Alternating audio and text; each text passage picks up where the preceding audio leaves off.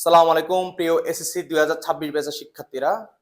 তো আজকে আমরা এমসিকিউ বসের চতুর্থ টাইপের ক্লাস করাবো। তো আজকের চতুর্থ টাইপ হলো ভ্যান চিত্র ক্রমযোগ।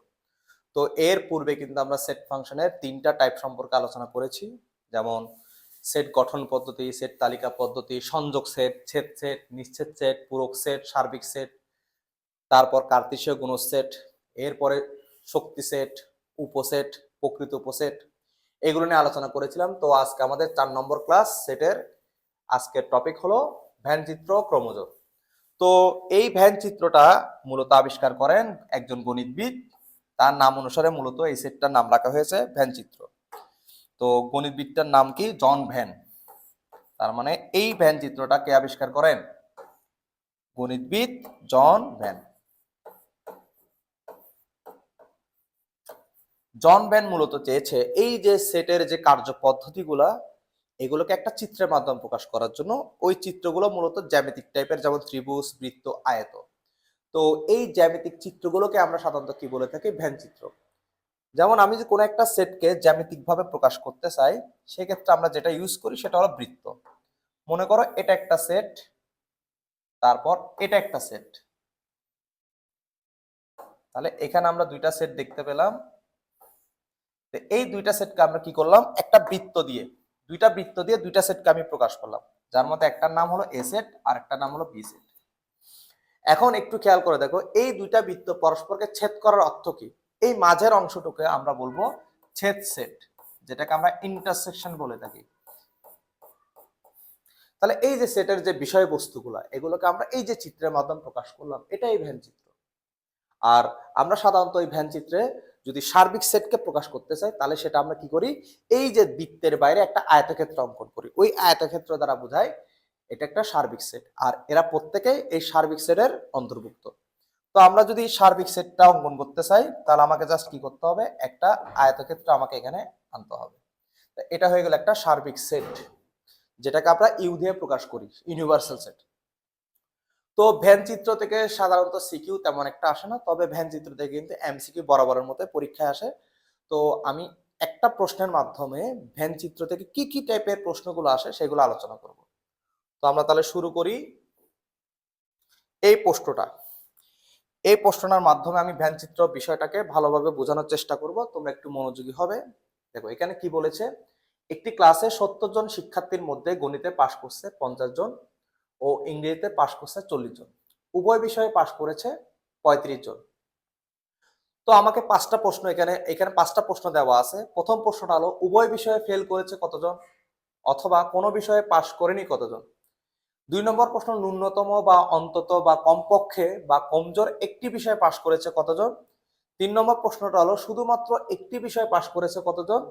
4 নম্বর প্রশ্নটা হলো, শুধুমাত্র গণিতে পাশ করেছে কতজন। এবং সর্বশেষ 5 নম্বর প্রশ্ন যেটা, সেটা হলো, শুধুমাত্র ইংরেজিতে পাশ করেছে কতজন। এই সব প্রশ্নের উত্তর আমরা একটা চিত্রের মাধ্যমে দিব, সেটাই হলো ভ্যান চিত্র। তাহলে আমরা শুরু করি। প্রথম আমরা কি করব? একটা আয়তক্ষেত্র নিয়ে আসবো। প্রথম আমরা একটা আয়তক্ষেত্র আনবো। এরপর একটু খেয়াল করো, এখানে কয়টা বিষয়? দুইটা বিষয়, একটা হলো গণিত আর একটা হলো ইংরেজি।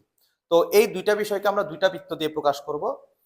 তাহলে সর্বপ্রথম আমরা দেখব উভয় বিষয়ে পাশ করেছে কিনা। দেখো উভয় বিষয়ে পাশ করেছে কতজন? 35 জন। তার মানে বৃত্ত দুইটা পরস্পরকে কি করবে? ছেদ করবে। উভয় বিষয়ে পাশ করলে ছেদ করবে, আর উভয় বিষয়ে পাশ না করলে ছেদ করবে না। তাহলে আমরা এখন দুইটা বৃত্ত অঙ্কন করব এখানে।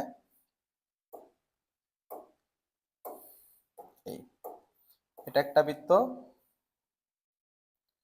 এটা একটা বৃত্ত।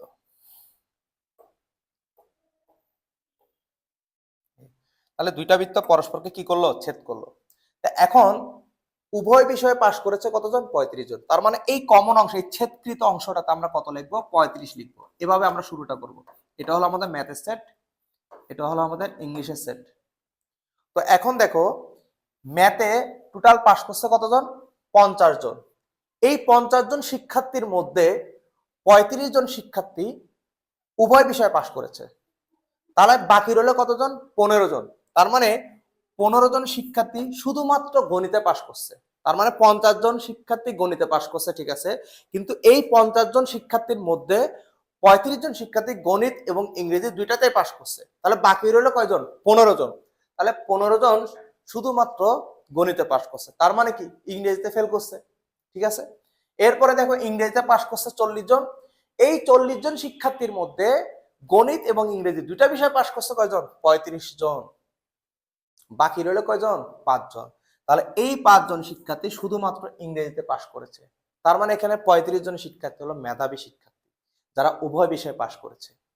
এবার কাদের পালা? যারা পাশ করেনি। টোটাল শিক্ষার্থী ছিল 70 জন। এই 70 জন শিক্ষার্থীর মধ্যে একটু খেয়াল করে দেখো, পাশ করেছে মাত্র কতজন? 55 জন। তাহলে পাশ করেনি কতজন? 15 জন। দেখো আমাদের প্রথম প্রশ্নটা কি ছিল? উভয় বিষয়ে ফেল করেছে কতজন? উভয় বিষয়ে ফেল করেছে 15 জন। বা কোনো বিষয়ে পাশ করেনি কতজন? উত্তর হবে 15 জন। এরপরে কি ন্যূনতম, অন্তত, কমপক্ষে, কমজোর, চারটা একই কথা, একই ধরনের কথা। তার মানে কোনো না কোনো বিষয় পাশ করছে কতজন? 55 জন। মানে পাশের খাতায় নাম লাগাতে পারছে 55 জন। ঠিক আছে, এর মধ্যে 55 জনের মধ্যে 35 জন উভয় বিষয় পাশ করছে। ঠিক আছে, তাহলে আমরা 2 নম্বর প্রশ্নের আনসার কিন্তু পেয়ে গেছি। আনসার কত হবে? 55 জন। প্রথমটার আনসার কতজন? 15 জন। এরপরে দেখো শুধুমাত্র একটা বিষয় পাশ করছে কতজন? দেখো তো, শুধুমাত্র একটা বিষয় পাশ করছে 15 জন আর 5 জন, মানে টোটাল 20 জন। 15 জন শুধুমাত্র গণিতে পাশ করছে, 5 জন শুধুমাত্র ইংরেজিতে পাশ করছে। তার মানে টোটাল একটা বিষয়ে পাশ করেছে কতজন? 15 5 কয়জন? 20 জন শিক্ষার্থী। এবার আসো শুধুমাত্র গণিতে পাশ করছে কতজন? 15 জন। শুধুমাত্র ইংরেজিতে পাশ করছে কতজন? 5 জন।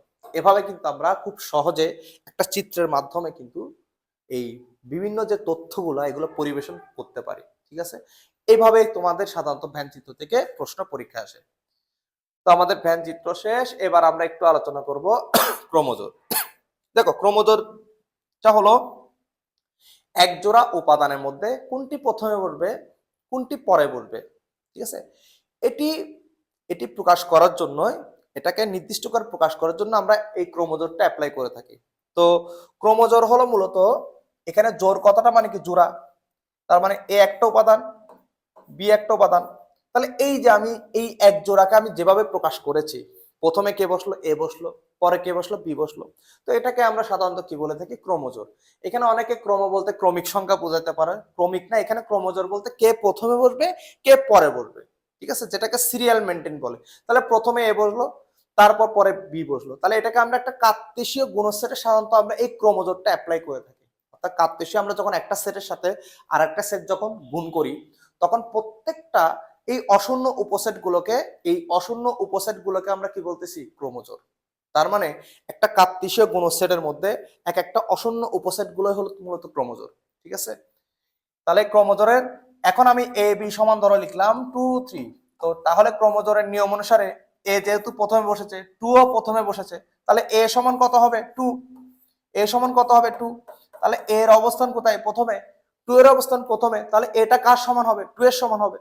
এবার দেখো বি বসছে পরে, এখানে 3 বসছে পরে, তাহলে বিটা কার সমান হবে? 3 হবে। তার মানে এটা হলো ক্রমজোরের নিয়ম। তো এই ক্রমজোরের নিয়ম অনুসারে আমরা কিন্তু চাইলে বিভিন্ন সমীকরণ টাইপের যে এমসিকিউ গুলা, এগুলো কিন্তু খুব সহজে সমাধান করতে পারবো। তো আমরা তাহলে ক্রমজোরের কিছু এমসিকিউ দেখে নিই, যেগুলো আমাদের পরীক্ষায় সাধারণত আসে। তো এগুলো আমরা কিন্তু একদম শর্টকাটে করতে পারবো। এটার জন্য আমাদের একটা ক্যালকুলেটর লাগবে। দেখো ক্রমজোরের প্রথম ম্যাথটা একটু দেখো। এখানে ক্রমজোরের নিয়মটা আমরা কি পড়লাম? যে প্রথম উপাদানটা প্রথম উপাদানের সমান হবে, দ্বিতীয় উপাদানটা দ্বিতীয় উপাদানের সমান হবে। ঠিক আছে, তাহলে এখানে x - 1টা কার সমান হবে? y - 2 এর সমান হবে। তো এখান থেকে আমরা একটা সমীকরণ প্রকাশ করতে পারি, x - y -1 পাশে গেলে এখানে আমরা জাস্ট কি পাবো? -1 পাবো। এটা একটা সমীকরণ পেয়ে গেলাম। এরপরে দ্বিতীয় উপাদানটা দ্বিতীয় উপাদানের সমান হবে, তার মানে 2x + 1টা কার সমান হবে? y + 2 এর সমান হবে। তো y + 2 এর সমান হলে আমরা এখান থেকে পাই 2x - y, 2 থেকে 1 গেলে কত? 1। তার মানে এটা একটা সমীকরণ, 2 নং সমীকরণ, এটা একটা সমীকরণ, 1 নং সমীকরণ। এখন এই সমীকরণ দুইটা কিন্তু আমরা ক্যালকুলেটর ইনপুট দিলে খুব সহজে কিন্তু x y এর মানটা পেয়ে যাব। তো আমরা প্রথমে মুভ বাটনটাকে 3 বার ক্লিক করব। ক্লিক করার পর আমাদের শুরুতে আসবে কি? ইকিউএন, যার অর্থ হলো ইকুয়েশন, সমীকরণ। তো ইকুয়েশনের নিচে কি আছে? 1। তো আমরা 1 ক্লিক করব। করার পর তারা আমাকে প্রশ্ন করেছে আননোনস, অজানা চলক কয়টি? 2টি নাকি 3টি? একটু খেয়াল করে দেখো, এখানে অজানা চলক হলো 2টা, একটা x আর একটা হলো y। তো আমরা কি করব, 2 দিব। তার মানে কি, অজানা চলক দুটি। তো আমাকে তারা কিছু প্রশ্ন করবে, এই প্রশ্নগুলোর উত্তর দিতে পারলেই আমাদেরকে সে এক্স ওয়াই এর আনসারটা বলে দিবে। তো প্রথম প্রশ্নটা হলো A1, 1 মানে হলো 1 নং সমীকরণ, এ মানে হলো এক্স এর সহগ, A1 মানে হলো 1 নং সমীকরণের এক্স এর সহগ। একটু দেখো তো 1 নং সমীকরণ যেটা আছে, 1 নং সমীকরণ যেটা আছে সেটার এক্স এর সহগটা কত? এক্স এর সহগ কিন্তু 1। তো আমরা 1 ক্লিক করে সমান চিহ্ন দিলেই আমাকে তারা দ্বিতীয় প্রশ্ন করবে V1 কত? 1 নং সমীকরণের y এর সহগ কত? 1 নং সমীকরণের y এর সহগ কিন্তু -1। তো আমরা -1 লিখে সমান চিহ্ন দিব। এরপর আমাদের আছে C1, 1 নং সমীকরণের ধ্রুবপদ কত? 1 নং সমীকরণের ধ্রুবপদ হলো -1। তো এবার আমরা -1 লিখে সেম ভাবে সমান চিহ্ন দিব। এরপর আসছে A2, মানে 2 নং সমীকরণ। তো A2 মানে হলো 2 নং সমীকরণের x এর সহগ। তো x এর সহগটা কত? 2। তো আমরা 2 লিখে সমান চিহ্ন দিব। এরপর আসছে B2। তো B2 মানে হলো 2 নং সমীকরণের y এর সহগ কত? -1। তো আমরা -1 লিখে সমান চিহ্ন দিব। এরপর আসছে কি C2। তো C2 কত? +1, 2 নং সমীকরণ ধ্রুবপদ, 1 দিয়ে সমান চিহ্ন দিব। তো আমাদের আনসার আসছে কত? x এর মান কত এসেছে? x এর মান এসেছে 2। আবার সমান চিহ্ন দাও, y এর মান কত আসছে? 3। তাহলে আমরা x এর মান কত পেলাম? 2, y এর মান কত পেলাম? 3। এভাবে কিন্তু আমরা খুব সহজে এই যে আমাদের ক্রমজোড় থেকে x y এর মানটা নির্ণয় করতে পারি। এরপর দেখো 3 নম্বরটা সেম ভাবে 2x - y টা কার সমান হবে? 8 এর সমান হবে। তাহলে 2x - y সমান কত হবে? 8। এরপর 4 টা কার সমান হবে? x - y এর সমান হবে। তাহলে x - y সমান কত হবে? 4। ঠিক আছে। তো আমরা আবার দেখাচ্ছি, আরেকবার দেখাচ্ছি তোমাদেরকে, মুডটা ক্লিয়ার করে দিই। আবার দেখানোর জন্য একবার, দুইবার, তিনবার, আরেকবার দেখাচ্ছি, একবার, দুইবার, তিনবার। তার মানে মুডটাকে তিনবার ক্লিক করলে কি আসবে? EQN, ইকুয়েশন আসবে। 1 ক্লিক করব, আননোনস আসবে, অজানা চলক আসবে। 2, 3 কত দিব? 2। 2 দেওয়ার পর তারা আমাকে প্রশ্ন করবে A1 কত? 1 নং সমীকরণের x এর সহগ কত? 1 নং সমীকরণের x এর সহগ কত? দেখি বলো তো। 1 নং সমীকরণের x এর সহগ কত? 1 নং সমীকরণের x এর সহগ হলো 2। তো আমরা 2 লিখে সমান চিহ্ন দিব। এরপর আছে B1, 1 নং সমীকরণ y এর সহগ কত? দেখো -1। তো আমরা -1 লিখে সমান চিহ্ন দিব। -1 সমান। এরপর আছে C1 মানে 1 নং সমীকরণের ধ্রুবপদ। 1 নং সমীকরণ ধ্রুবপদ কত? 8। ঠিক আছে। এরপর আছে A2 হলো 2 নং সমীকরণের x এর সহগ কত? সেটা হলো 1। তো 1 লিখে সমান চিহ্ন দিব। এরপর আছে B2, 2 নং সমীকরণ y এর সহগ কত? -1। তো -1 লিখে সমান চিহ্ন দিব। এরপর আছে C2। তো C2 হলো 2 নং সমীকরণের কি? ধ্রুবপদ কত? 4। তো 4 লিখে আমরা সমান চিহ্ন দিব। তো আমাদের আনসার আছে কত? 4। x এর মান 4, আবার সমান চিহ্ন দিব, y এর মান কত? 0। তার মানে আমাদের x এর মান কত? 4, y এর মান কত? 0। আমাদের সঠিক আনসার 4, 0। বোঝা গিয়েছে কিনা? আশা করি তোমরা বুঝতে পেরেছো। তো আমরা পরবর্তী স্লাইডে চলে যাই। এখানে 4 নম্বরে একটা আমরা ভ্যান চিত্রের ম্যাথ দেখতে পাচ্ছি। এটা কিন্তু প্রায় পরীক্ষায় আসে। দেখো কি বলছে, চিত্রের গাঢ় অংশটি নিচের কোনটি নির্দেশ করে?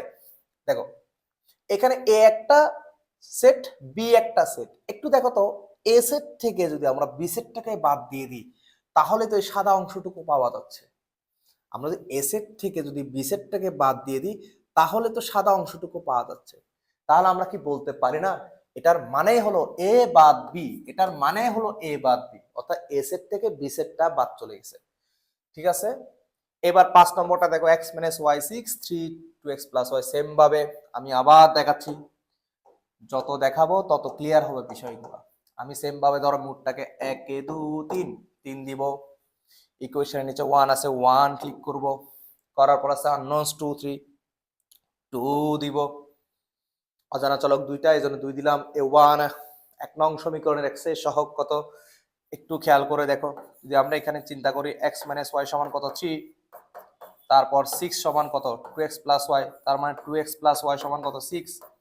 তাহলে 1 নং সমীকরণের x এর সহগ কত? 1। তো 1 লিখে সমান দাও। B1, 1 নং সমীকরণের y এর সহগ কত? -1 সমান দাও। ধ্রুবপদ কত? 3।